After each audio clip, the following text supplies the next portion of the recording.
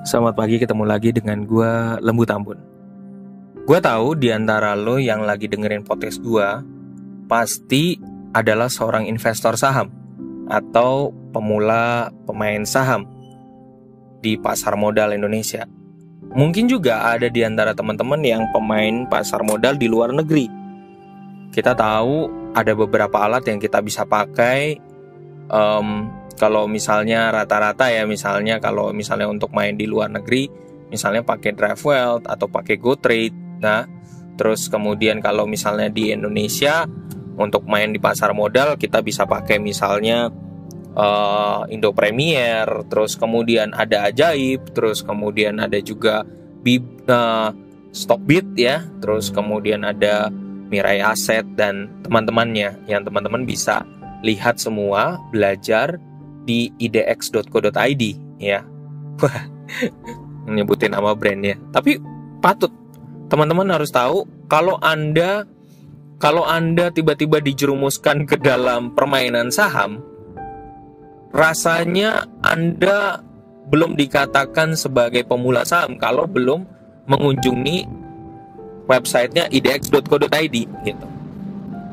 Nah, kali ini gue ada beberapa alat yang sering gue pakai untuk menganalisa secara fundamental emiten-emiten yang ada di pasar modal. Terakhir kemarin gue buka lagi buka websitenya investing.com. Di pasar modal Indonesia itu udah ada 800-an emiten yang masuk di pasar modal Indonesia gitu. Itu beda banget ketika gua masih tahun sekitar gua mulai masuk tuh, kenalan itu tahun 2017 ya. Itu jumlahnya tuh masih dikit. Kalau nggak salah waktu itu sekitar 600-an. Nah sekarang udah 800-an emiten. Nah masalahnya, lu mau pilih yang mana dari 800 itu? Untung IDX sangat baik banget untuk memberitahu bahwa ini loh perusahaan ini yang bermasalah, ini loh perusahaan ini yang masih belum laporan dan segala macam. Ada yang memberhentikan pasar bursanya juga ada ya. Dan itu penting banget. Nah, beberapa tools, gue mau kasih beberapa tools yang bisa lo pakai buat menganalisa ya. Yang sering kali gue pakai berkali-kali untuk membantu ya. Jadi teman-teman bisa pakai ini. Gue akan pelan-pelan untuk sebutin karena ini berdasarkan pengalaman gue pribadi, supaya teman-teman bisa nyatetin langsung ya. Pertama, Britama.com itu adalah keunggulannya di situ. Itu adalah tempat di mana gue bisa mendapatkan data sejarah dari masing-masing emiten gitu. Oke ya, itu satu. Kedua, investing.com. Tempat di mana gue bisa mendapatkan informasi segala macam emiten di berbagai negara. Iya, satu itu keunggulannya. Emiten di berbagai negara dan itu free, ya. Sehingga dari situ gue bisa tahu langsung emiten-emiten yang ada di pasar modal Indonesia. Dan gue bisa melakukan stock screener untuk melihat saham-saham mana aja yang di Indonesia yang memang benar-benar berdividen dan konsisten memberikan dividen gitu. Nah, itu penting banget. Ya, itu penting banget. Berikutnya adalah Google Finance. Nah, gue seneng banget sama Google Finance ini karena setelah tahun 2017 Google Finance ini muncul untuk memberikan semacam edukasi, tracking data terkait dengan macam-macam perusahaan pasar modal khususnya di Indonesia. Dia kadang-kadang ngasih laporan keuangannya, laporan finansialnya, terus kemudian grafiknya secara gratis. Kadang-kadang ada perusahaan-perusahaan yang memberikan grafik-grafik ya gitu, terus kemudian tapi hanya 3 tahun gitu. Tapi kalau yang Google bisa jangka panjang karena free. Kalau orang mendapatkan pembelajaran mendapatkan pembelajaran gratis lewat Google, maka Google memberikan gratis juga terkait dengan saham ini gitu. Macam-macam emiten. Dan kerennya kalau Google Finance, kita bisa membuat wishlist. Kita bisa membuat wishlist. Mana saham yang kita incar, mana saham murah berdividen. Kita bisa buat wishlist itu sendiri.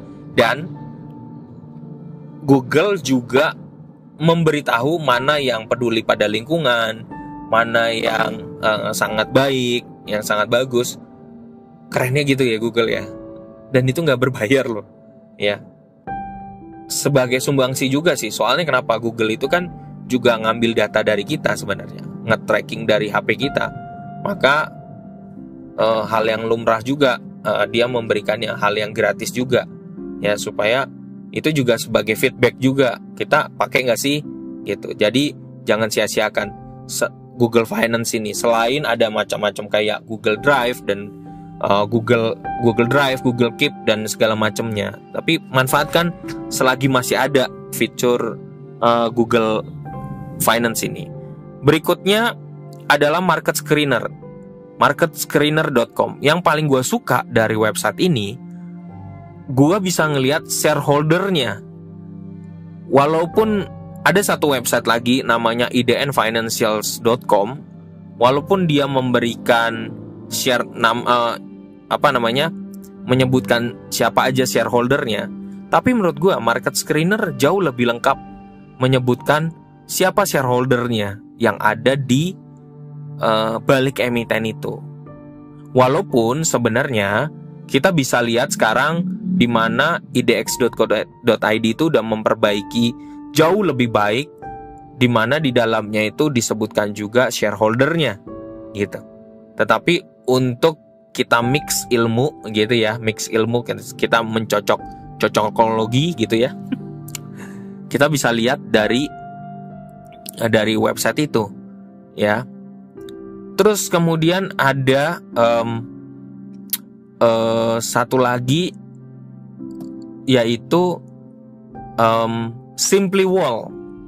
Simply Wall ini kita wajib daftar sih ya dengan Gmail kita atau dengan email kita. Simply Wall ini memperlihatkan dengan mudah sebenarnya sebuah emiten itu sehat atau enggak, apa yang lagi dikejar. Terus kemudian dari data itu dia menganalisa gitu. Mungkin dari data-data yang banyak yang gratis itu, terus kemudian dia ambil, kemudian untuk menyimpulkan gerak dari perusahaan ini. Oh ya, satu lagi, yaitu biasa yang dipakai juga oleh Indo Premier adalah data dari tradingview.com ya gitu. Tradingview.com. Nah, tradingview.com ini bisa memberikan penjelasan ini sebaiknya kita masuk atau enggak, buy or sell, atau kita hold gitu.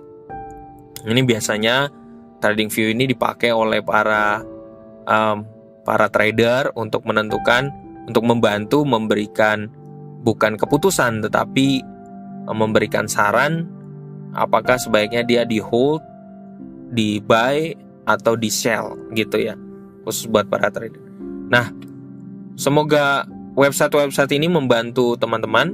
Nanti kalau ada yang baru lagi nanti pasti akan gue share, karena setahu gue ada yang lain-lainnya yang memang sangat-sangat membantu untuk kita memberikan pertimbangan kepada kita sebelum memutuskan untuk membeli sebuah emiten.